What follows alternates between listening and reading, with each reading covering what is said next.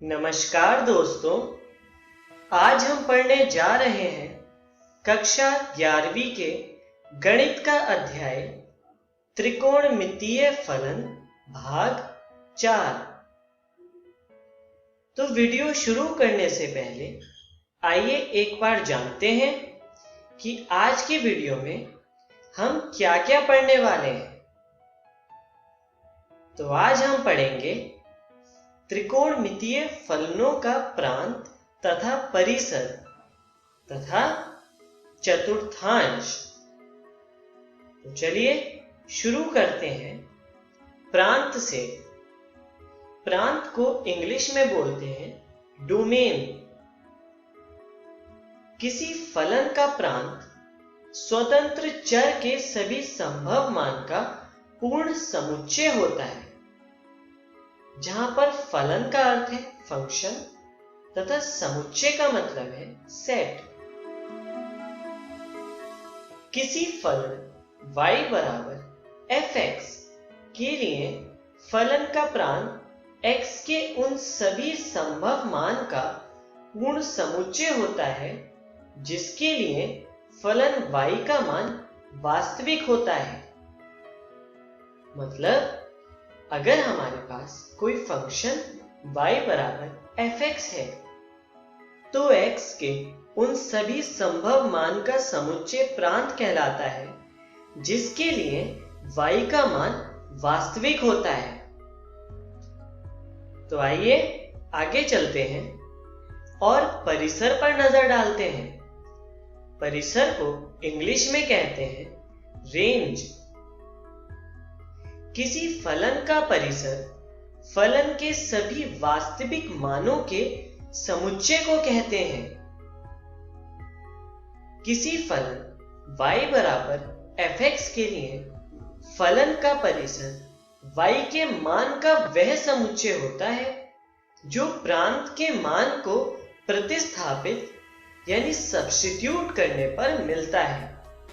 मतलब अगर हमारे पास कोई फंक्शन y बराबर fx है तो x में डोमेन यानी प्रांत के सभी मानों को प्रतिस्थापित यानी सब्स्टिट्यूट करने के बाद y के मान का जो समुच्चय मिलता है उसको हम परिसर यानी रेंज कहते हैं। परिसर के लिए y का मान हमेशा एक वास्तविक संख्या के रूप में होता है। तो आइए अब हम आगे बढ़ते हैं और त्रिकोणमितीय फलनों का प्रांत तथा परिसर के बारे में पढ़ते हैं। इसके लिए हम एक त्रिकोणमितीय फलन लेते हैं जो कि है y बराबर sin x। अब इसका प्रांत ज्ञात करने के लिए हमें ध्यान देना होगा x के किस किस मान के लिए y का मान वास्तविक मिलेगा। तो हम सब जानते हैं कि x के सभी वास्तविक मान के लिए y का मान -1 से लेके +1 के बीच में ही आता है। इसलिए x के सभी वास्तविक मान के लिए y का मान वास्तविक ही होगा। तो यहां पर हम लिख सकते हैं कि प्रांत होगा x such that x जहां x belongs to R, जहां पर R रियल नंबर को रिप्रेजेंट करता है, जिसका मतलब होगा सभी रियल नंबर x के मान को सेटिस्फाई करेंगे।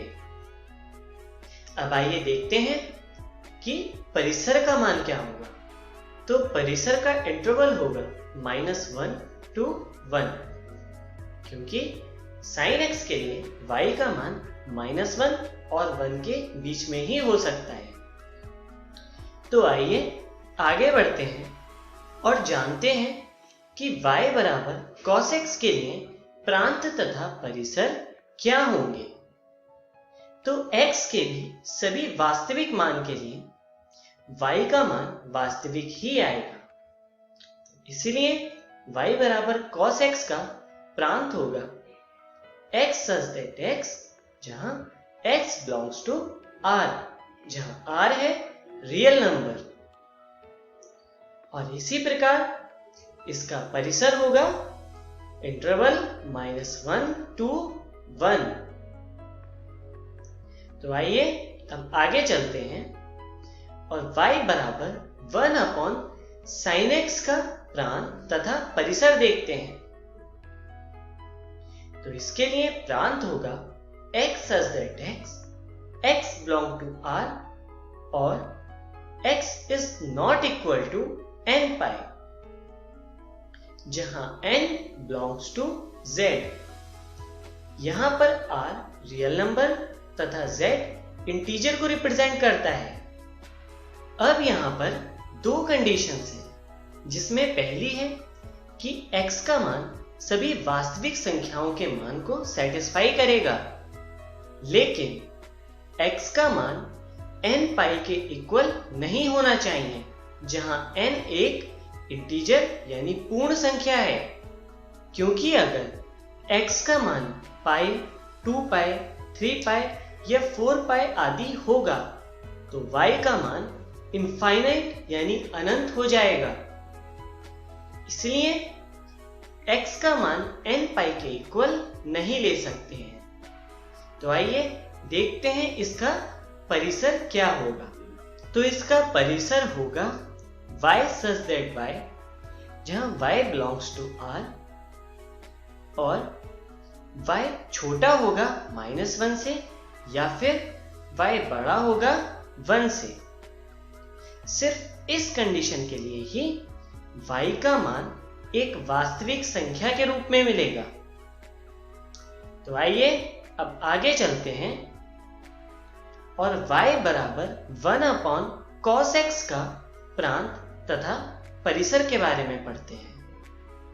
तो इस फलन का प्रांत होगा x such that x, जहां x belongs to R और x is not equal to 2n plus 1 pi by 2, जहां n belongs to z। इस कंडीशन के लिए ही y का मान एक वास्तविक संख्या के रूप में होगा। आइए देखते हैं कि इसका परिसर क्या होगा। तो इसका परिसर के लिए कंडीशन है y such that y, जहां y belongs to R, जिसमें y या तो -1 से छोटा होगा या फिर 1 से बड़ा होगा। तो चलिए आगे बढ़ते हैं और इसी प्रकार y बराबर 10x के लिए प्रांत तथा परिसर का अध्ययन करते हैं। तो इसके लिए प्रांत होगा x such that x belongs to R और x is not equal to 2n plus 1 into pi by 2, जहां पर n belongs to z। और इसका परिसर होगा y such that y, जहां y belongs to R। तो आइए अब हम आगे बढ़ते हैं और इसी प्रकार y बराबर cot x का प्रांत तथा परिसर देखते हैं। तो y बराबर cot x के लिए प्रांत होगा x such that x, जहां x belongs to R और यहां पर x बराबर नहीं होगा n पाई के, जहां पर n belongs to z, यानी n एक पूर्ण संख्या है। तो आइए इसका परिसर देखते हैं। तो इसका परिसर होगा y such that y, जहां y belongs to R। तो आइए अब हम आगे बढ़ते हैं और चतुर्थांश के बारे में पढ़ते हैं। तो इसके लिए हम एक त्रिकोणमितीय फलन लेते हैं जो कि है y बराबर sin x। अब हम इस फलन के लिए चतुर्थांश का अध्ययन करेंगे। तो इसके लिए हम एक ग्राफ लेते हैं जो इस प्रकार है, जिसके एक्सिस यानी अक्ष इस प्रकार है। यह है x, यहां पर है अक्ष -x तथा यहां पर है अक्ष y तथा इसके विपरीत है अक्ष -y।